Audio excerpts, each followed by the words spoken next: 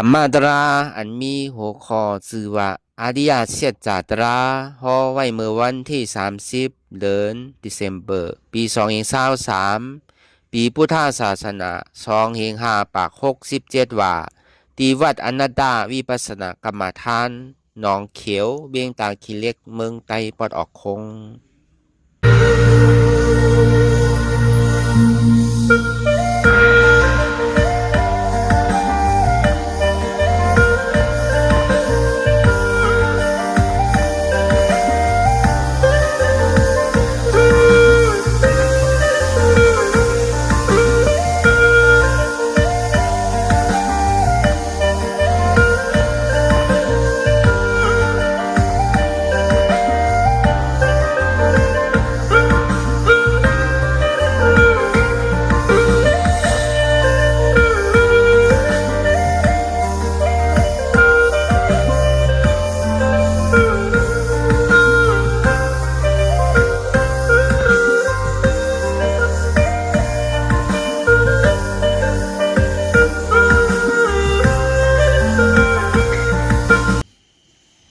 รายการนานาตาวิปัสสนาภาวนาหานยอดธรรมานาตาในไหนอ่อนดังสุดในก็เล่านางขาไก่ขุดขากว่าถ้าต่างขาไส้ก็ไรอันนั้นขาไส้ถ้าต่างขากว่าก็ไรมือสองก่อนต่างตักปยาไว้ตัวซื่ออีวิเคนอีวิย่อนยานปยาไม่ยอมรับหูเนอเปิดดุยานปีอยากพอมือเข้าใจดีเอาอิดสร้างคือกำน้ำรับตาเนอเปิดได้ยานปีอยากตัวดีมันน้อยยานถัดใส่เดียนเอานั้นอันใดเสียอันใดที่มันพูดบอกเกิดขึ้นเป็นมาในเขาหมอวางเป็นอนัตตาอ่อนดังเอาไปหันเสียไปหันทุกข้าไปปองใส่เนื้อหน้าตาเธอก็ด้วยดีลมเธอใส่เขาอ่อนตั้งเธอใส่เขายาวๆเธอใส่ออกยาวๆเธอใส่เขาลึกๆเธอใส่ออกลึกๆเขาเกิดออกตายเขาเปลี่ยนออกลูกปองเกิดเวียกตายไหนแต่ว่าเฮาตัวหลอกหลายๆให้เฮามีหยาดตั้งหันซื้อใจหยาดตั้งวนซื้อใจหันเฉพาะที่มันนำผู้เปิงได้เอาตั้งแต่สิโลต่อไปเปลี่ยนได้มีอันไหนฟองหลานในที่ว่าเป็นเฮามีเฮาที่ว่าเฮาเปิ่งพองอำที่สังใดในอันมันหันไพ่หันไงนั้นต้องล้มเทใส่ทองเนี่ยตั้งแต่เฮาความมาดอกถึงมือเดียวเข้าอยู่เอาเสะในเฮายังอุปเปิงไรเข้าเย้าอย่าไปออกแลในกลมไรออกเย้าอย่าไปเข้าขึ้นแลในกลมไรป้องยังอีกเวียบแดในกลมไรเวียบยังอีกป้องขึ้นแดในกลมว่าไรเดี๋ยวนี้มันปอบอกในลองตั้งดีว่ามันมีอะไรเตะที่ว่าเป็นเฮามีเฮาที่ว่าเฮาเปิ่งพองงำชี้สังไรเนี่ยจังว่ามังพอมังปอกในเฮาใกล้ดวงตัวเรื่องคิงว่าเป็นเฮามีเฮาเฮาเปิ่งพองงำไรเนี่ยที่เจเนี่ยเฮาอุปเปิ่งพองงำมันไร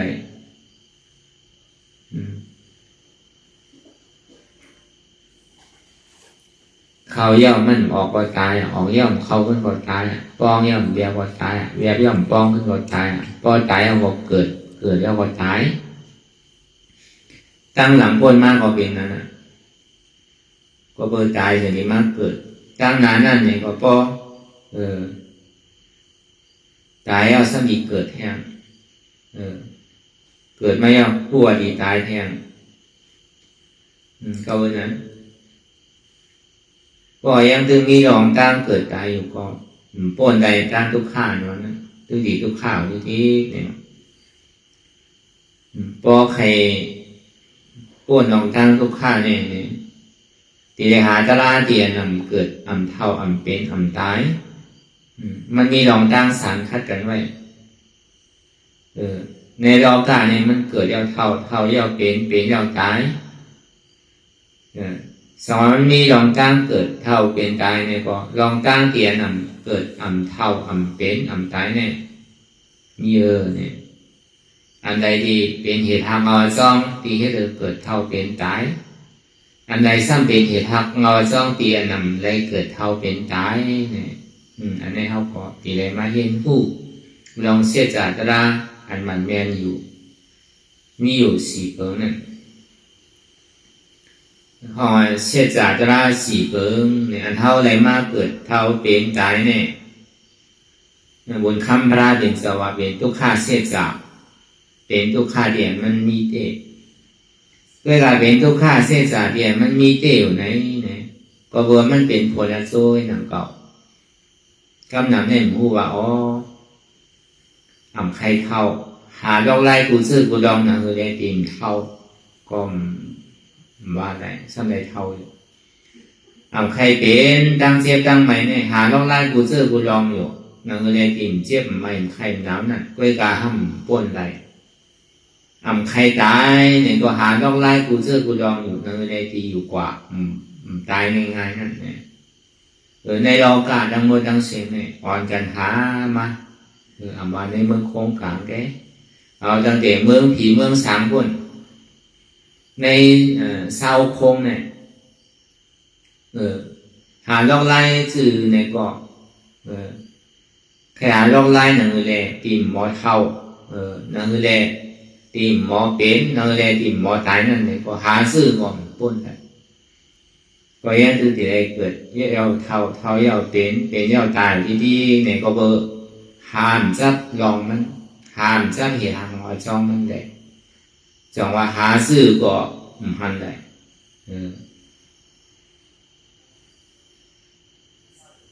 là người này xăm có thì hành đấy nè này có pra đến cho họ bong ma này tại vì anh maบอกchi này sen tăng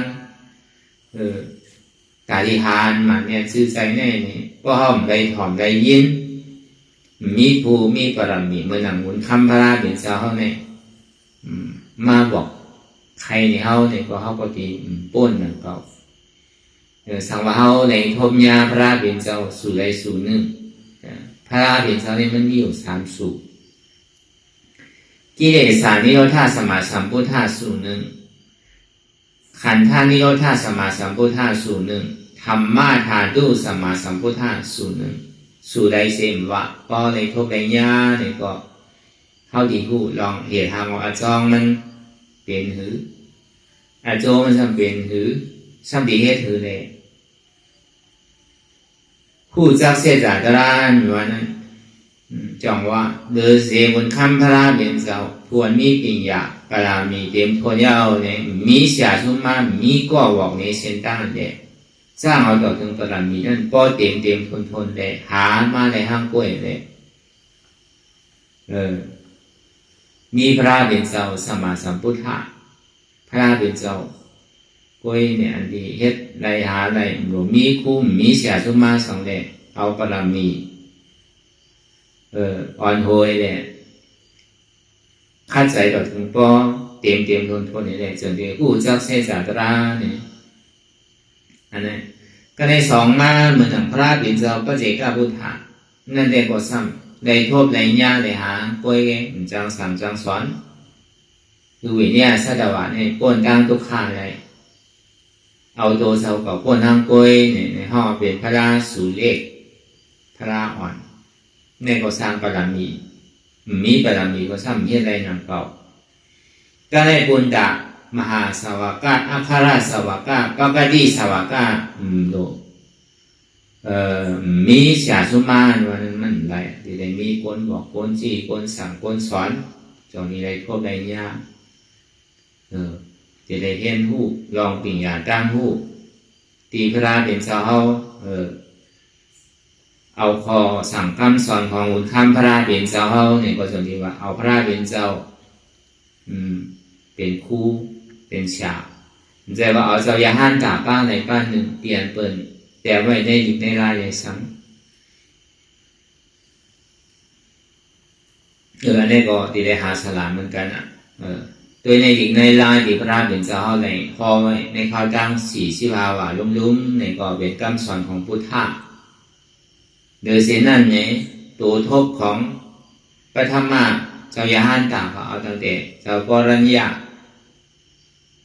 เจ้าวัปปะเจ้าพัติยะเจ้ามหานะเจ้ามหาอัสจีในปัญจวัคคีย์5เจ้านั้นเอาเจ้าใดเจ้าหนึ่งเลย จ้างตื้อกรรมก่อนเนี่ยก็บอกว่าเอาเจ้าปัญเจ้ากี่หาเจ้าเป็นชาชุมาเนี่ยจ้างตื้อกรรมก่อนนั้นก็เจ้าอย่าห้ามตาป้าไหลป้าหนึ่งเตียนในห่อไว้ในบอกว่าเขาเอาเสียก็ไหลก็หนึ่งเลยเป็นเครื่องตื้อกาลีอ่อนเขาป่นตั้งทุกท่าเลยในก็บอกว่าเขาปืนยิงเด้อปีญาสีปืนยิงเด้อเสียเจ้าอริยะเจ้าอย่าห้ามตาเขาเอามาสั่งสอนเขาเลยเอามาเป็นครูบาอาจารย์เอามาเป็นผู้อ่อนโหเลยเป็นชาชุมาเฮาอันนั้นเนี่ยเหมือนเขาว่าที่ไหนเขาเหมือนนั้นน่ะก็ว่าเขาเลยมาโทเมียพระเป็นเจ้าสู่ที่สามน่ะธรรมะธาตุสัมมาสัมพุทธะเนี่ยนะเจอที่เขาจักเสียจ่าอะไรธรรมะมีสองเปิงธาตุมีสองเปิงสัมมาสัมพุทธะมีสองเปิงหนึ่งเก่าเจ้าว่าได้มาอุจักธรรมได้มาเห็นอ่านด้วยธรรมจงว่าเป็นธรรมะใช่ก็เอาดีในได้ว่าเนี่ยมันเป็นธรรมะ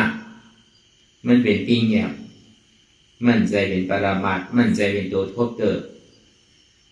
ดีว่าเนี่ยก็มันก็ดีกว่าการมันแตกหนึ่งลองตั้งธรรมะ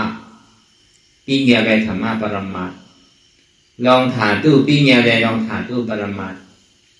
ลองพุทธะปิ้งแยบไปลองพุทธะปรามาสมันแจกเกี่ยวไว้สองปูนน้ำเดียวในสองว่าในกับฝันเฮาปองยามเดียวเนี่ยเฮาเลยมาโทเมียพระเป็นเจ้าสู่ที่สามว่าให้เสียสู่ที่สามไม่มีหรอกป้อมมีธรรมะธาตุสัมมาสัมพุทธะเนี่ยได้ก็ศาสนาเป่าทางไปแล้วมีเอาเนี่ยก็วันนั้นเนี่ยธรรมะวันนั้นก็ดีกว่ามันว่าเนี่ยเอาปีเมียว่าอภิธรรมะ42,000 เหงสุตันกะ21,000 เหงวินัยะ21,000 เหงทำดังเสียงใน80,000 เสียงในวิดกาสามของนั้นในห้องว่าธรรมะมีศาสนาศักดิ์สิทธิ์เตียนเปิ้นปีเมียไว้นั้นมีต่อถึงมื้อเดียวเนี่ยในห้องว่าธรรมะดังหลอกมันอ่านอยู่มันจ้างตึ้งกำว่าไปว่าเป็นธรรมะดังไรเด้อจังว่ามันเป็นธรรมะที่อันเฮียนเอาเพราะว่าขันธ์ธาตุธุระเห็นผู้ตั้งหมอกำสั่งสอนของพุทธะธาตุเนี่ยก็เป็นธาตุต่อตีพระเป็นเจ้าเขาสมาคำกว่าเยาเนี่ยบนจะดีเผาเยาเลยมีธาตุต่อกึดไว้เลยเอากับธรรมนาไว้กูดีกูดังแจกเทไว้เปียกเหมือนเสียงเหมือนคุณเอาคำมาสอการธรรมราชานั่นเอามาสู้กันปีเดียวเลยซ้ำแจกเพกว่า80,000 เสียงกูนั่นนังเรียนมันดีเพตึงกว่าในตัวลุมผ้าเนี่ยตั้งออกตั้งตกตั้งของตั้งซานจนที่เอาเจ้าอย่าห้ามตาเขานั่นน่ะเอาศาสนาพุทธาพระเป็นเจ้าเขาเลยซ้ำขึ้นปันจอมถาดต่อนังเรียนศาสนาดีเปิ้งใส่ก่อนนั่นในห้องว่าถาตู้เดียวประเทศเสดีกองงูใหญ่สังถาดต่อพระเป็นเจ้าเที่ยวผังคำตึงมีอยู่เป็นศาสนาศักดิ์สิทธิ์ในเมืองเขตเลยสังในเมืองสิวลังกาเลยสังใช่ไหมในเมืองผีเมืองนากาเลยสังอันนี้เขาว่าถาดตู้เตียนมันยังตึกเป็นเปิดเป็นที่แยบมันเหมือนเขาก็ในสัมมาสัมพุทธะเนี่ยอันเป็นเหตุยุทุบนข้ามพระราเป็นเจ้านั่นน่ะใต้เหตุก็ดีเหมือนใต้นั่นน่ะมารเหตุเหมือนมารไทยเหตุเหมือนไทยลาวเหตุเหมือนลาวเขเหตุเหมือนเขสะพานเหตุก็เหมือนสะพานกะลาเหตุก็เหมือนกะลานั่นน่ะเมียวไหนเหตุก็มันเหมือนมันก็เหมือนก้นเมียวนั่นคือนั่นเนี่ยในห้องว่าเป็นปีเงียเตียมันเปลี่ยนนี้ห่างรองตั้งเปลี่ยนเขามีรองตั้งอยู่อย่างพระราชสังขารเนี่ยมันเปลี่ยนในรองตั้งเส้นก็เลยเพราะว่าธรรมะดังในธรรมะในตัวปรมัตถ์นั่นปุญตาอันตีเหตุวิปัสสนาธุระอันนั้นเจอดีหันไรทำอันเข้าถึงร่อนถึงเกียนเป็นปรมัตถ์เฉพาะนั่นป้อมจ้างตื้อกรรมหันไรทำในบอกว่าสังละธรรมะเนี่ยสเปธรรมะอนัตตาในปอเลยมาถอดมายินเลยมาจ้างตื้อกรรมดอกอนัตตาในห้องว่าเป็นธรรม มันเคยพูดบอกมาตั้งแต่ที่โอต่อไปที่งอมั่นใจของเฮาอยู่ซื่อๆอย่างนี้ในขันธาเปิ้นในห้องมันเป็นเฉพาะอนัตตาเปิ้นมีเฮามีเขามีเก่ามีก้นมีสัตวะในสัจวะทั้งหมดทั้งสิ้นเนี่ยมียุคนามขันธะมียุคมีนามมันคือเหมือนมันเป็นของทุกข้าลงไก่ยึดจับกับอันใดก็ผู้เปิดห้องมันหรือมันใดจะเรียกว่าผู้ซื่อหัวมัวเสียงเนี่ยเป็นอนัตตาสัพเพสังขารอนิจจาสัพเพสังขารทุกขาสัพเพสังขารอนัตตาในก็เลยถอมเลยยินเลยจางเลยคือกำลองอนัตตาว่าตานั้นในเอาทมยาธรรมทมยาธรรมปรมากระโจติได้ทบได้ธรรมปรมาตัวนี้เนี่ยก็เบอร์มันเป็นอันลำลองเต้ๆในศาสนาพุทธาเนี่ยก็เบอร์มันเป็นเหตุทำเอาจ้องสุขาห้องว่ามากกาเสจามันเป็นตัวไหนมันเป็นเงาอจ้องสุขามันเป็นเครื่องรางนากาที่ต่อตึกใส่เงาอจ้องทุกขานั่นน่ะอันนี้เขาว่าดองตีกว่าตีมาตีเตะตีเงามันน่ะเพราะเขาพูดอันใดเขาทั่วอันใดก่อนเขาถึงที่ได้พูดจักเสจาตราดีเขาถึงที่ได้ทางเฮ็ดดีอันว่านั่นในก็ว่าในรองตั้งเตียนเป็นข้าวยำอันเท่าไรมาทบมายากับปานพองยำเดี๋ยวนี้อันกับปานป้นก็มันป้นไว้แล้วเขามันทบลุกพระเป็นเจ้าเมื่อตั้งอยู่เศร้ายังตึงมีตัวเขาว่ากิเลสานิโรธานั้นยังตึงมีตัวขันธะไปเอานิพพานตึงเป็นสาอุปาทิเสสานิพพานไปเป็นอนุปาทิเสสานิพพานตัวนั้นอยู่ในข้าวตัง45 วาลุ่มๆนั้นเท่าในทบนะวาย45 วา要จำที่เอาปรินิพพานเนี่ยก็มันจะเอาที่ข้อตารางนะตัวถึงบอกเอาปรินิพพานกว่าอันนั้นก็ห้องว่าขันธานิโรธาสมาสัมพุทธะห้องว่าอนุปาทิเสสานิพพานนั่นก็ห้องในทบลูกเขาสมาทบยาข้าวยามมือเดียวเนี่ยนะธรรมะนะอันที่ว่ามานั่นนะธาตุเนี่ยห้องว่าธาตุต่อธาตุต่อตั้งดอกในตั้งในนั่นนะธาตุต่อที่อันตาเนื้อตัวไรเดธาตุต่อห้องว่าป้อเป็นปีเงี้ยเนี่ยเอาตาเนื้อตัวหันว่าป้อเป็นปรมาเนี่ยเอาตาเนื้อตัวหันเดียวตาในตัวสองที่หันธาตุอันว่านั่นเป็นคือละอันเจ็บแก้มต้งตอดเน็ตซานสันไว้คมไต่ไม่กัดอ่อนแข็งสู้ตุ่มจับยายจึงหยอดเป็นลูกอันนี้เป็นถาดตู้อันเจ็บมีในตัวในแสเอากูก้อนอันเจ็บอันเสียมันไม่นั่นมันเป็นถาดอันนั้นมันเป็นถาดกระลาที่ไปโกมันอันเจ็บอันคานใส่อันเจ็บอันเสียมันไม่นั่นมันเป็นถาดเจ็บแก้มต้งตอดเน็ตซานสันไว้คมไต่ในเป็นถาดลมอันว่าอะไรอนัตตาควันไม้กัดหนาวเป็นธาตุไฟอันว่าอะไรอนัตตานักบอลแข็งเป็นธาตุหินอันว่าอะไรอนัตตา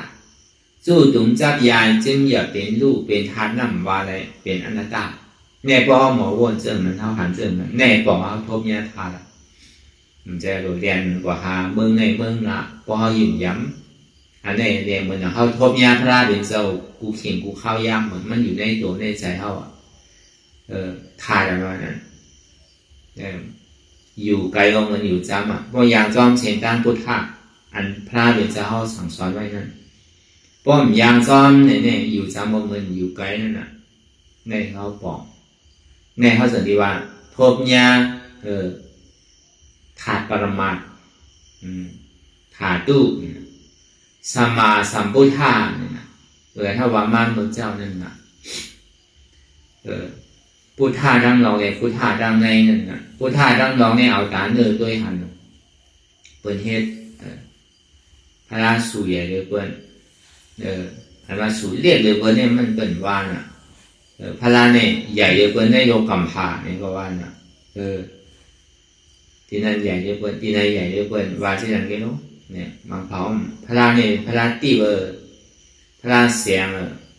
พระราคำพระราสุดองปีเช่นนั้นน่ะอันที่เอาตาเนื้อด้วยหันนั่น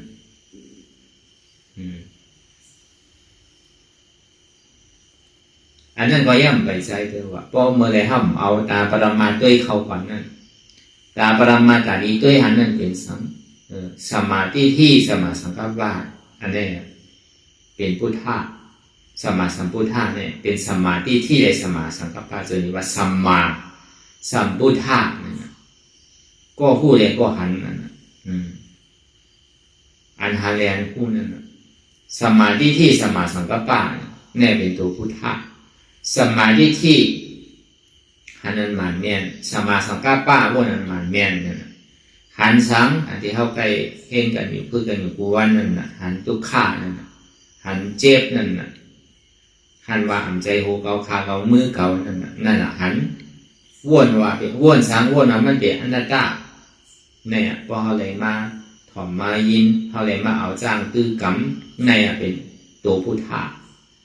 ที่อยู่จำเขาไว้เสียๆมันจะว่าอยู่ไกลสังเขาในพอเลยมาถ่อมมายินเสริมในปองเขาทบยาพราวเขาวนกำไหลเขาหันกำไหลก็ปองว่าทบยาพรากำนั่นอ่ะเมื่อหลังพระเป็นเจ้ามาจ่อยคือเขาพอหันมันเมียนเมื่อหลังตัวพระเป็นเจ้าไม่อยู่จำเขาเสียๆเพราะเขาหันมันเมียนนั่นพอวนมันเมียนนั่นเมื่อหลังตัวพระเป็นเจ้าเขามาอยู่จำเขามาวนปั่นเฮี้ยงเขาเสียๆพอหันพี่วนพี่ก็หายเอาพระล้านมานั่นอันนี้อ่ะสังว่าเขาไหลทมยาพระเป็นเจ้าสู่ไหลสู่หนึ่งอันวันนั้นมาโผล่นี่ป่านอันวันนั้นตึงทบตึงยาพอได้เฮ็ดได้จ้างได้ตื้อกรรมจองว่าตาดีได้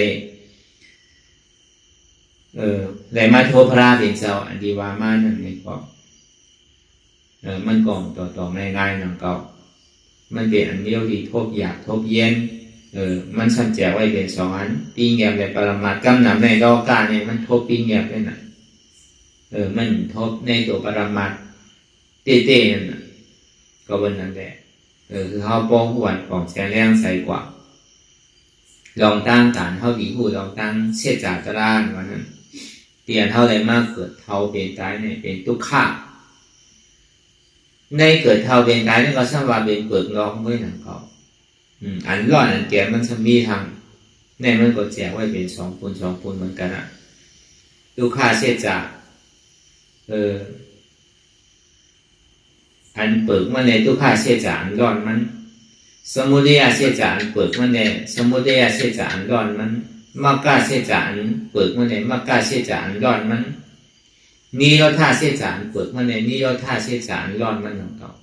ในก็แจกเผยไว้เปิดเลยร้อนมันหนังเก่าตั้งนองไว้ตั้งในหนังเก่าเพราะเขาเอาตาเนื้อตัวเองเนี่ยซึ่งมันหันน่ะตั้งนองในตั้งแต่เขาเกิดมาต่อถึงมือเดียวน่ะมือหนูเราไม่ได้เขาอยู่ในท้องไม่รู้ถือที่เกิดมาเป็นลูกอ่อนก้อยใหญ่มากเป็นบ่าวเป็นสาวก้อยใหญ่มากก้อยเทามากเนี่ยอันนี้เขาหันเอาตาเนื้อเขาตัวเองลองตั้งทุกข้าเช่นจะเกิดจากที่ทุกขาจาราทุกขาแผดที่ปีทุกขามารานาปีทุกขาอาปีหิวิปโยโกทุกขมะโกปีหิวิปโยโกทุกขมะโกอันนี้เป็นทุกข้าเช่นจะตั้งลองเปลี่ยนเขาเอาตาเนื้อด้วยหันสมุทัยเสียจานนั่นปุญิโลเสโลภะโทสะโมหะมานะทิฏฐิอันนี้เป็นตัวสมุทัยเสียจาก็เบอร์โลภะใครไรย่อมโมอีโมเวอโมจันอันนี้มันยังถ่อมเขาตัวเนี่ยก็เขาบอกหันอยู่นะโกในหลงรอบกันเนี่ยกลุ่มกับใครที่มันอีทุกข้าก็เนี่ยเพราะมันใครที่เนี่ยเอาโลภะอ่อนหูเนี่ยเพราะเราพาโคนาอ่อนหูเพราะมันไรมากเหมือนโลกเหมือนใจมากเหมือนโลกเหมือนใจมากพอเป็นต้อสาใจลำอ่ะเพราะเกิดเป็นต้อสาของโมหะเกิดอ่ะหัวตัวเจ้าเก่าอันที่ใดมันพี่ละมันถูกว่ามันพี่ละมันสนใจอ่ะว่ามันไรมากกว่าเย้าอ่ะดอกอันมันเห็นมันหาเนี่ยสองมันหมันเมียนจือใจจอมตะลาว่าเนี่ยมันมีอ่ะโดดไรอ่ะเนี่ยห่อบอหารับสิ่งพิษอันนี้มันก็เปลี่ยนในลองตั้งก็เกิดเหตุอันนั้นนี่แหละเมื่อมันยังตึงมีอย่างน้ำหนักในก็มันก็ต้องเตะบนได้อยู่เวลาวันหนึ่งเศร้าๆมาเนี่ยมันอยู่มันตื้นในโลกาเนี่ยถึงที่มันตกต่ำตกยอมาเนี่ยมันก็ดีคานใจนั่นนะก็ดีคาดีแหมมาสังพอมันแหมมันคามันก็มันหลับมันเลยมาบดีหลับมันเห็นห้างเปิดบดีเห็นห้างมันน่ะ มันนึงตอบแดนทรายอะไรกันคำเดียวนั่นก็บอกอาจ้องเป็นนั่นแหละจะดีเป็นตุกข้าอันนั้นก็ได้เห็นทางเราอาจ้องสุขารู้ในสามเป็นช้ำก็เปิดขึ้นบางก็สมาธิที่สมาสังกัปปะสมาวาจาสมากรรมันตาสมาอาชีวะสมาวายามะสมาสติสมาสมาธิอันนี้เขาเป็นเปิดตายที่เลยมีปัญญาศีลสมาธิถึงเตียงทนก่อนเนี่ยอันนี้เป็นเส้นตามแต่ดีรับเหตุทางเราอาจ้องเพราะว่าเส้นตามมากกาเสียจะเป็นเส้นตามมัชฌิมาปฏิปทาอันนี้พอดีเอาลองตั้งมัชฌิมาปฏิปทาว่าพอดีเอาในขันธ์ธาตุทุลาว่าในปริยัติว่านี่มันนำนะ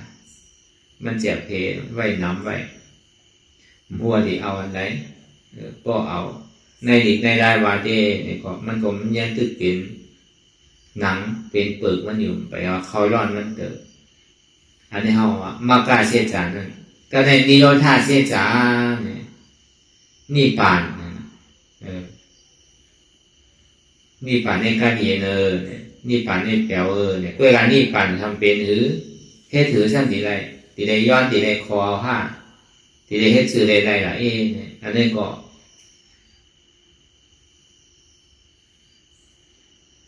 มันก็ยังตื่นเป็นเปิดเป็นสังมันอยู่มันไปทบมันไปย่างไรเตอเนี่ย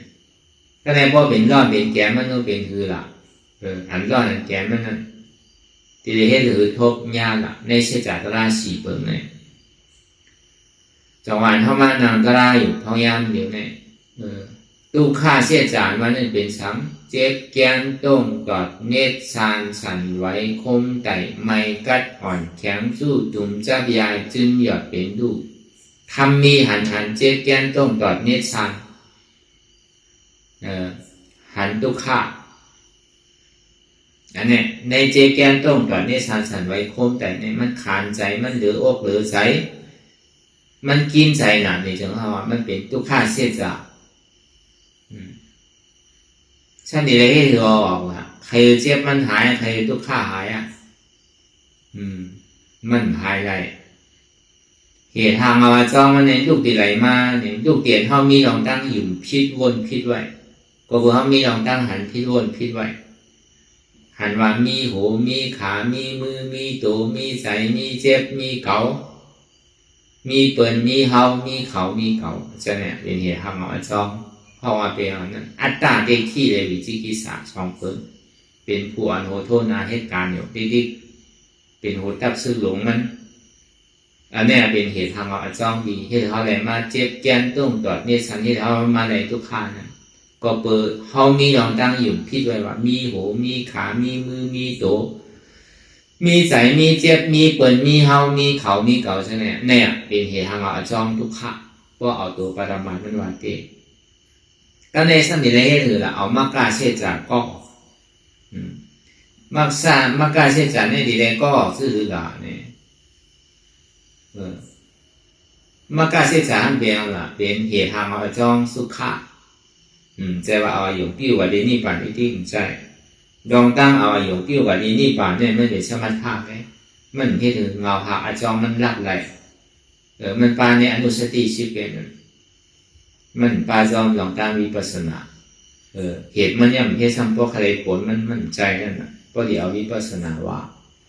ผลนะโจมันไหลว่าไหลอยู่ก็ทำมันถึงทีถึงตั้งมันจะเอาหักเอาเงามันออกไหลจองว่าแต่ดีเอาเหตุทางเงาจ้องมันออกไหลนั่นที่ได้เหตุถือเนี่ยมากาเสียจานอันเฮี้ยงใหญ่อันโดดใจการที่เตี้ยนี่มีอยู่สองเปิดเลยลองตั้งหันหมันเมียในวนหมันเมียสองเปิงเนี่ยหันหมันเมียในหันสองอ่ะมีหัวมีขามีมือมีตัวมีใจมีเจ็บมีเปิ่นมีเฮามีเขามีเก่าเนี่ย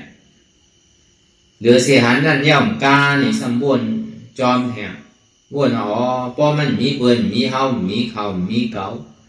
มีก้นมีสัตวะมันเป็นอนัตตาเฉพาะไงเพราะว่าโมเป็นอนัตตาเนี่ยก็เพราะเป็นอสันติมีสังละ ป้อมมีลองตั้งวนว่ามันเป็นอนัตตามู่เปิงไรพองงำไรจีสังไรเนี่ยป้อมว่าที่นั้นเนี่ยมันไปว่าเป็นฐานมันเดินจังหวะลองตั้งหันในลองตั้งวนเนี่ยถึงมันงามก็ว่ามากาเสียสารนั้นมันเป็นเหตุทางเราอจองสุขะแต่ที่ก็แปดเหตุทางเราอจองทุกขาเตียนมีลองตั้งหยุ่มพิษเนี่ยห้องอัตตาตีที่วิจิกิสาแต่ที่โตตึกใส่อัตตากำเดียวเวลาแต่ที่โตตึกใส่ว่างอัตตาเลยนั่นเป็นสังเป็นอนัตตาตั้งโมตั้งเสียในเหตุทางเราอจองทุกขานี่มันเป็นอัตตาที่เรียกว่าสิ่งไหนเหตุทางเราจ้องสุขข้าท่านเบียงเป็นอนัตตาเอาอนัตตาก็หอกทีๆมันเด่นเดี่ยวตีตัวอันใจตัวเก่าอันที่เขาสำแดงมาเหมือนเจ้านั้นก็เบิกใครรู้ว่ามันใจตัวเฮานามันใจเฮานาเจ็บในก่อนใจเฮานาใจพิษเปิลนาอย่าไปก็หาตั้งพิษเปิลมันมีเปิลมีเฮามีเขามีก้นมีสัตว์ว่ะอันนี้มันบอกในลองตั้งดีว่าใครผู้อย่างเขาชื่อว่าอันที่มันมีลองตั้งหันพิษวนพิษไว้นั่นมันหันมาเป็นเก่ามีเขาห่ออัตตาเด็กขี้เฮ็ดห่างสร้างกองอนัตตานั่นในสมองใจเก่าใจหัวเก่าขาเก่ามือเก่าตัวเก่าเนี่ยเป็นเหตุทางเราจ้องสุขะเป็นเหตุทางเราจ้องสุขะที่ว่าเป็นมรรคเสจะแต่ดีแต่เหตุทางเราจ้องทุกข้าวว่าอัตตาเด็กขี้นั่นอันนี้ก็เนี่ยตัวอัตตาตัวพูดขายไว้เอาเนี่ยอันเจ็บอันเสียบอันใหม่อันแก้เนี่ยมันดีกว่าข้างมันไงตั้งรอในสังตั้งเปิดเลยสังมันดีตัวกะบ่เหตุทางเราจ้องทุกข้ารับไว้เอาเนี่ยห้องอัตตาเด็กขี้สิกิสาโตเอาเนี่ยก็เจ็บไปทุกข้าเนี่ยมันก็หายกว่าใจกิเลสใจผู้ทุศนะในกิเลสสองเปิงใน10เปิงเนี่ยพอยอแก็บเนี่ยมันก็ปล่อยไว้2ตัวนั่นอัตตาเด็กที่ได้วิจิกิสา2ตัวมันดีโตกว่าเพราะว่ามันโตกว่ายาวในคนจะเจอสุขะห้องว่านิโรธาเสียจากเนี่ยก็มันพูดบอกเกิดขึ้นเป็นมาคนจะเจอสุขะห้องว่านี่ป่านนั้นว่านั่นเรื่องดีไรห้าโฟยคำเดียวเป็นคือไว้โจแก็บโจข้าวเนี่ยโจโมงเนี่ยวันหนึ่งเนี่ย2 วันเนี่ยมันก็ย่อแต่ถาดไผ่ถาดมันนั่นก็เขาว่ามันเรื่องดีเลยโทษอะไรเนี่ยลองตั้งอายะสะตราอย่างนั้นมันก็ดีเลยโทษอะไรเนี่ยเหมือนกันก็เดียวมันจะว่าตายเอาไปโทษมันใช่มันจะว่าเป็นเจ้ายาหันตาเย่าจะนี้โทษในความมันใช่เปิงเลี้ยงมันจะว่าดีครึ่งกลางเลยคืนกลางเดียวเป็นอะไรท่าโผล่กลางเดียวมันเป็นไรกาการพอยามเดียวเนี่ยมันจะได้คืนกำจันกำมากำโผมันใจครึ่งกลางคืนกว่ากำเดียวเนี่ยมันเป็นไรวะกาการเท่าหมดเดียวเนี่ยมันเป็นกาการปกติสาวก้ามันใจเป็นอัครสาวก้ามหาสาวก้าเมื่อเดินเท่าเป็นปกติสาวก้าเนี่ยเป็นก็คือเขาปองแจงแรงแสนเนี่ยอันในห้องตีวามาเนี่ยก็กลายเป็นรองเสียจากตราตั้งรอกอันรองมาปิ้งอย่างไรเสียจากตราตั้งในห้องเป็นปรมาตนะมันเป็นหือไว้มีหือไว้เป็นชื่อไว้ซ้ำในทบสื่อเลยเห็นผู้เอาจ้างตื้อกรรมสื่อเนี่ยคือเอาพอเลยของแจงแรงใสนั่นแหละเข้าปกขืนชื่อว่าเข้ากรรมให้นำเก่าเข้าก่อนจะเป็นก้นจกลื่นนำเก่าก็คัดใจเต้เนี่ยก็ตีเป็นก็กว่าตั้งน้ำปอกขึ้นตั้งหลังนำเก่าพอปองเสียแรงใจนี้ก็ป้อมใจเนี่ยจังหวะอีวิทางเรียกเจ้าเก่านั่นน่ะน้ำกัดเจ้าเก่าก็มีอยู่ตั้งนั้นเหมือนเขาเลยมาทมยายามหมันยามดีที่เลยมาทมยาพระเป็นเจ้าสู่ตีสามเมาเนี่ยก็วายเสียในมาเนี่ยที่เลยทบกลมหูก็วันนั้นเมื่ออันเข้ายามอันเขาเลยมาทบมายาวเนี่ยเขาถูกคัดใจเต้เฮเต้ก่อนตีถึงมันก็มันอยากพอเฮเต้เฮ็ดมันที่เรียกว่าอยากก็มันอยากที่เรียกว่าง่ายก็มันง่ายพวกเฮเต้เนี่ยมันง่ายนั่นก็พอเฮเต้เลยก็มันอยากนั่นก็มันมีไว้2 เปิงนั่นน่ะ ที่เรียกว่าอยากก็อยากเรียกว่าง่ายก็ง่ายนั่นน่ะสิดิ่มเฮ็ดว่ามันก็อยากได้น่ะก็เฮ็ดอยู่เนี่ยมันดีก็อยากทำเนี่ยที่เรียกว่าสินั่นน่ะพอเฮาบอกเสียแล้วใส่ในเสียจากตราสีเปิ้นเนี่ยสองว่ามันใครเจ็บใครก้นใครคึงใครเมื่อยมันเป็นทุกข์ค่าเสียจากนะอย่าไปใครเจ็บมันหายอย่าไปทุกข์ค่ามันหายแล้วนางเมื่อไหร่ก็เจ็บหัวก้นหัวคืนอยู่ก็หายบอกเนี่ยอันนั้นมันใจเป็นอาจองมันเนาะnó để ở chỗ nghe là ăn chép kén này đồ ở trong hiện hàng áo ngọc tí tí rồi mình chép này yam bờ sáng có bờ mi cầu rồi thì mi chép rồi bờ mi chép có mi cầu bờ mi cầu có mi chép rồi mi chép mi mày có mi cầu rồi bờ mi cầu có mi chép mi mày rồi bờ mi cầu có chép mày có mi à bờ chép mày mi có cầu có mi à này học bỏ này chép mình dạy cầu lúc ăn nó tạo ทุกข้าคานใจนะมันใจเขารู้อนัตตาพอเป็นที่ไหนเฮ็ดที่ไหนพี่กิ๊กเนี่ยที่เอาอะไรมาเจ็บอ่ะพอมีเก่าก็มีเจ็บพอมีเกิดก็มีตายพอมีตายก็มีเกิดก็เบอร์มีเก่าส่วนนี้มีเจ็บก็เบอร์มีเจ็บส่วนนี้มีเก่าพอปองเสียงแรงใจได้พอมันใครเจ็บคือใครคานใจคือก็มันเชื่อว่าหลวงมุมมองคือมันหายแล้วsao hai thì ham máu mình chạy được cả ya mà tuy thì mình có hại mình chạy đúng mình chết thìขาthìมือthìหัวthì hàm cho nên có khi mình hại mình chạy lại mình mình có biển lòng mình là chết nên mình biển cản mình đó mình chạy cản không mình biển cản mình mình chạy vào mi biểnคือbiển sọc biển va biển lắp chết mìnhสืบbiểnสืบลูกค่ายกว่าสืบbiểnสืบลูกค่ายกว่าที่ตีกันบนห้องว่าสันตติเนี่ยสืบเป็นสืบลูกค่ายกว่าสืบเป็นสืบลูกค่ายกว่าห้องว่าสันตติขึ้นหรือห้องว่าเป็นยุคในก็ไรมันตึงสืบเป็นสืบลูกอ่ะตัวก่อนดีๆมันจะมีเจ็บบันเหลียวกำเจ็บกำเสียกำไม้กำแกนนั่นน่ะเจ็บแกนต้องตอดเน็ตสานสันไว้คมไต่ไม้กัดอ่อนแข็งสู้ถุงจัดยายจึงอย่าเป็นลูกมันเป็นที่แนวที่ทิ้งนะซ้ำใครมันใครเจ็บเนี่ยมันว่าอะไรลูกมันก็เป็นการมันก็หลุดเหตุการณ์มันไงน่ะเท่ากับสร้างหลุดเหตุการณ์เท่าไงน่ะเปลืองแต่มันเหมือนเท่าขี่กานั่นน่ะเจ็บเนี่ยมันเหมือนน้ำมันมันน่ะเพราะมีน้ำมันในกามก่อนได้ตัวเท่ากับมันเหมือนกานั่นน่ะใส่เท่าซะเหมือนก้นหอมันนั่นน่ะอันลองตั้งเท่าเหตุการณ์มันนั่นไหนซ้ำเป็นปีญานั่นน่ะเท่าที่ได้เหตุซื้อที่ได้กว่าซื้อเท่าหมอหอยเอาได้ซ้ำมันมีการมีน้ำมันมีโกนยาวเพราะฉะนั้นดีให้ซื้อกว่าดีกว่าเช่นไรที่หอซื้อหือเนี่ยอันนี้เขาจะเรียกว่ามากพึ่งนั่น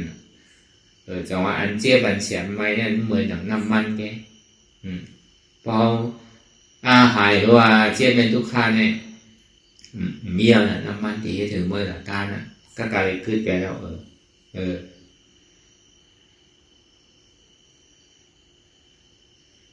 พอมีน้ำมันเนี่ยจะดีจางกว่าการนั้น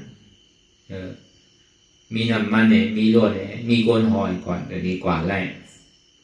ไว้ใส่ที่นั้นนะเนี่ยพระเป็นสาวซ้ำแตกเนื้อไว้ว่าเหมือนหนังก้นหอยรอโวนั่นน่ะกายได้เอาอ่อนลาเข้าก่อนนั่นที่ได้มีโวที่ได้มีหลอกที่ได้มีก้นทิ้งโวมันนั่นไว้ใจมือหนังก้นหอดอกโวนั่นเฮ็ดที่นั่นน่ะป้อมมีหมากรอตีให้ถึงน่ะขึ้นแลเนี่ยมันตีลากซื้อเมื่อมันถึงอยากมือหนังใกล้ลากนั่นมันตีถึงง่ายๆผมใจแต่พวกมีหมากรอมันนั่นว่าแต่ก็มันก็ไวหนึ่งนั่นน่ะน้ำมันก็มันเหมือนอันเจี๊ยบเวลาเนี่ยมันเหมือนหนังหมากรอมันนั่นน่ะตัวเฮานั่นเนี่ยก็มันเหมือนหนังโวนั่นน่ะใส่เฮานั่นเนี่ยก็มันเหมือนหนังก้นหอมันนั่นน่ะอธิษฐานของเฮานั่นอันเฮาแลมาสร้างคือกับในก่อนเหมือนน่ะตั้งยังอันเฮาที่มือนั่นน่ะเหมือนนั้นน่ะมันแตกเนื้อไว้เส้นนั่นน่ะพอเฮ็ดเส้นนั้นนี่อยู่ที่เดียวนี่ซึ่งมันจังที่จางฮอดจังจอดจังถึงไรนี่เฮาว่าก็ไปไว้ลองเสียจากตลาดจังดอกไว้ตังไหมซ้ำลายจังคือกับซ้ำที่ได้เฮ็ดซื่อเขาซ้ำมีส่วนใดส่วนเป็นอยู่ห้าในภาวะสัตว์ในดูได้ปืนอีหัวห้า ที่ได้มีชื่ออยู่ห้ามนั้นก็เป็นชื่อไว้เนี่ยมันจังบอกมีลองตั้งหวังเบอร์ลองตั้งลังเลสงสัยลองตั้งทางพิษทางเปิดลองตั้งมันใจเจ้าเก่าทางเลขตัวใจเจ้าเก่าทางวัดดินโทบโยตลาดมันนั่นไงโยตลาดมันนั่นช่างแบบนี้ปรามีทำที่นั้นมันแบบนี้ว่าปรามีก็เบอร์สามในปกติสวากาเนี่ยมันมักคันไว้ที่ในนี้ปรามีมักหมอกก็คือมักคันเนี่ยเขาว่าก็เป็นอัคคาสวากาเนี่ยที่ก็ที่ในนี้ปรามีอยู่หนึ่งสังเขไปเช่นกัมภะนี่แหละว่าเป็นพุทธพระเป็นเจ้าที่ในนี้อยู่เสียสังเขไปเช่นสี่สังเขไปเช่นกัมภะแปดสังเขเป็นไปเช่นกัมภะชื่อว่าสังเขไปเช่นกัมภะใช่ไหมเพราะว่าเป็นอัคคาสวากาเนี่ยทำที่ในนี้อยู่นั่นก็สังเขไปเช่นกัมภะเพราะเป็นมหาสวากาในซึ่งที่ในนี้อยู่หนึ่งเช่นกัมภะอันนี้เรียกว่าที่ในนี้ปรามีอยู่ก็เป็นปีกซ้ายปีกขวาเป็นมหาสวากาใช่ไหมเด็กก็ที่ได้โฮมสร้างปรามีอยู่เหมือนนั้นปกติสวากาเนี่ยมันถึงมีมรรคขันธ์ที่ได้มีปรามีก็คือปรามีเตรียมให้ส่งที่ไรที่ได้สร้างปรามีมอกาคือเนี่ยมีไว้พระเป็นเจ้ากรมรัฐในปัจในหลีกกรมนี้มีดีลองตั้งคัดใจว่าปกติสวากาเนี่ยเป็นทุกข้าปฏิบัติตาปีนี้ผู้โกที่ได้ออกเนื้อเสียที่ได้หันทุกข้าหันเจ็บน้ำจะนี่ออกป้นได้วะอันนี้เขาก็พอมีลองตั้งฮัดตั้งหันมีอธิษฐานห้องดูมเดียวปังแม่ก็ห้องซุ้มได้อารางสีเสียเดี๋ยวเช่นนั้นทำไรทำแบบมันทางว่าแต่ก็มันดีขาดได้ป้นได้ตามทุกผ่านวันนั้นป้อมซุ้มก็ปนเขาเนี่ยมันดูซุ่มที่ก็มันดีกับปนอะไรล่ะตั้งทุกข้ากลุ่มมาเป็นนีอยู่ที่รู้นีเก่าก็ไปสายแต้นซ้ำปลกพึงปองการหานีใหม่ก็มันดีเปี่ยวเมื่อไรโจในในจานนาเปิงแต้มมันนั่นเหมือนดังนั้นเขามีนีเก่าก็มีสายแต้นบนเอานีใหม่ก็ถึงเฮ็ดนังเลยที่ไรอลังนังซ้ำปลที่ไรน้ำแยกเลยถึงเขาเฮ็ดอยู่วันเขาเฮ็ดอยู่คืนเขาเฮ็ดอยู่วงเขาเฮ็ดอยู่เดินปีในปองว่ามันปล่อยเก็บชิมาลอยวันหนึ่งเจ้ามาเนี่ยก็ช่างถูกมากก็จังไรโทษไรย่ามันอีกนะก็จังว่าอยู่มีทางเรียกเจ้าเก่าหนูมั่นใจเจ้าเก่าพอเฮ็ดเตะก็มันตีหัวตีไรเตะตีย้อนเอาสู้ต้องเอาเสื้อเอาว่าเตะก็ซุ่มดอกซุ่มหลายเสียขิงเสียข้าวเสียยำเลยโดดเฮ็ดโดดย้อนโดดเฮ็ดการมันเอาดีๆกันน่ะเหตุการณ์จ้องสุขข่าวดีๆกันน่ะมันจะดีไรมากกว่าโจสุขข่าวจังว่าเสียจากตลาดเนี่ยตู้ซานี่มาเนี่ยตู้ข้าเสียจากสมุทัยเสียจากมากาเสียจากนิโรธาเสียจากมันว่าเลยลองจ้องทุกข่าเลยโจทุกข่าพอมีจ้องทุกข่าก็มีโจทุกข่าพอมีจ้องทุกข่าก็จ้องสุขข่าในมีโจสุขข่าโจทุกข่ามีก็โจสุขข่าในมีมันเป็นของกูกันพอมีเกิดอันนำเกิดก็มีพอมีเท่าอันเท่าก็มีพอมีเจ็บอันเจ็บก็มีพอมีตายอันตายก็มีแต่ของพระเป็นเจ้าเขาจงดีกว่าหานั่นน่ะหาตราเสียจากเปลี่ยนนำเกิดเท่าเป็นตายตราเปลี่ยนนำเกิดเท่าเป็นตายเนี่ยเป็นสังเป็นอนัตตาปล่อยภาวังแบบโมเสียงยึดติดเจ้ากับอันแรกหนึ่งอันที่เราเกิดเท่าเป็นตายเป็นสังเป็นอัตตาในเราปองอัตตาในอนัตตาอัตตาเนี่ยมันเก็บซิมเอาที่เหมือนตึกเฮ็ดเฮิร์นใหม่ตึกเฮ็ดวัดใหม่ตึกเฮ็ดจองใหม่ซะไหนมันก็เก็บซื้อใจซื้อเนื้อเอาเข้าอันใดก็ดีซื้ออันใดก็ดีเฮ็ดพอเป็นนำเป็นมากกากซ้อก็โดดแทบว่ามันกล้าจะได้เอากองติดไว้ทางโกบนจังลักจางโสนในทางก่อนมันตีอยู่สิอัตตาเนี่ยมันเอาเข้าที่เงินอัตตาสมเอาออกที่กับของอันมีการมีขันในหอในเงินในวานในเมืองเยเดนะผู้เจอผู้รองอันมีการมีขันในออกเมื่อเสียงต่อถึงว่าเปิดพระตูไว้ตั้งโมตั้งเสียงถึงว่าเป็นเฮิร์นห้ามว่าห้ามกว่าไผ่ผมจังมารักษาหน่อยสิดีมันมีการมีขันเอาดูไผ่จังไม่อยู่ตอนนั้นว่าห้าม เฮินทางคือไงพวกคนดาดีก็อยู่ว่าเป็นเขตหลอกทางกันโน้พวกยำพัดนอนกันพวกยำพัดอยู่กันมวยนั้นวะอนาจารวะนั่นเอาออกที่ก่อนอย่าไปเอาเข้าอ่ะแต่พวกออกที่มันตีมีลองตั้งกัดใจที่ใจจับใจเปี้ยนอะไรน่ะเรือนเท่าใจที่ใจจับใจเปี้ยนวนลองใจลองเนื้อคุกแสดงแน่นาวนี่ก็เบอร์ห้ำก็เบอร์เก่าเลยน่ะก็เบอร์เป็นเก่ามีเก่าก็เบอร์มีเบอร์มีเขานั่นน่ะก็เบอร์แน่เงี้ยน่ะก็เบอร์อาจารย์เนี่ยน่ะที่อ่อนโหดโทษนานนั่นก็ป่องเสียงแรงแสนอาจารย์เนี่ยมันจีจังกับดูห้องน่ะมันกลมดูห้องน่ะมันจะมีกั้นเย็นนั่นน่ะในเขาเอาอย่าปีอย่าห้ามไผ่ห้ามมันวนทัดสามด้วยดีในยุคนามคันธาเตียนเท่ามีลองตั้งอยู่พิษวนพิษไว้วามาเฉยลองตั้งหันพิษวนพิษวิสาที่มีสาสังกัปปะนั่นหันว่ามีหูมีขามีมือมีตัวมีใจมีเจ็บฉะนั้นสันเดียวเอาลองตั้งหันหมันแม่นั้นมีหูมีขามีมือมีตัวมีใจมีเจ็บมันเป็นอนัตตาทำมีหือหันทำใจหูก็เปิดตั้งหลังปนมาเนี่ยทำมีก่อมหันทำใจก่อมหูเพราะว่าอวิชชาก็จะอยากสังขารอวิชชาก็เปิดทำมีหันทำใจหูก็จะอยากปั่นลงขึ้นลงเกิดยาวตายยาวเกิดสังขารเรียนลายภาวะหนึ่งเรียกภาวะหนึ่งอ่านนับคำได้ตายยาวเกิดนั่นก็เบิ่มทำมีหันทำใจหูก็ในเท่าสมัครปึ๊บหันว่าทำมีก็หันทำใจก็หูทำมีหันทุกข้าทำใจหูทุกข้าเป็นอนัตตาทำมีหันเจ็บทำใจหูเจ็บเป็นอนัตตาทำมีหันเจ็บแก้นต้งดอดเนตรชานฉันไว้โคมไก่ไม่กระดอนแข็งสู้ถุงจับยายจึงอย่าเป็นลูกทำใจหูว่าอันเจ็บแก้นต้งดอดเนตรชานฉันไว้โคมไก่เนี่ยเป็นอนัตตาทำมีหันว่าใจหูเก่าใจขาเก่าใจมือเก่าใจตัวเก่าใจเก่าใจเจ็บเก่าใจพี่เปิดมันเป็นพี่เก่าไปทำใจหูว่ามันเป็นอนัตตาอันนี้เอาสองตัวในเหตุการณ์กว่าที่ในก็เอาวนยาวขายามหึงอย่าไปว่าไพ่อย่าไปว่าเทิงเตียนเท่าหันเตียนเท่าวนเตียนเท่าวนเตียนเท่าหันนั่นหึงพอเพ่งเพียงกันวนต่อถึงเจ็บนั่นพอสุดวนต่อถึงทุกขาพอสุด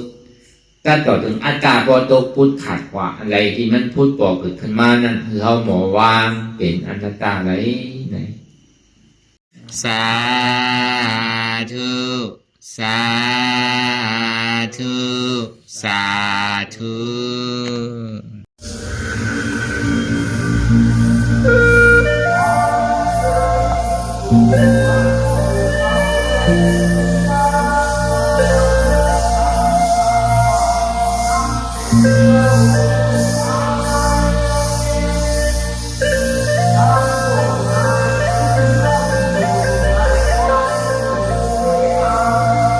Thank you.